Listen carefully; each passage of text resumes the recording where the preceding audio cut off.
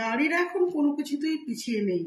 তাদের মধ্যে এসে গেছে সাহসিকতা, বাস্তবতা, ধৈর্য, সহনশীলতা, কর্তব্য এবং জীবনের সাফল্য পাওয়ার একটা ইচ্ছা। তাই তো আমি ঘরণী, সেই সাথে আধুনিকা। আমি চঞ্চলা, সাথে ধৈর্যশীল। বাঙালির সাথে বধূ, বিদেশির সাথে মডার্ন। স্বামীর কাছে সুন্দরী বধূ, সন্তানের কাছে জননী। হ্যাঁ, আমি নারী।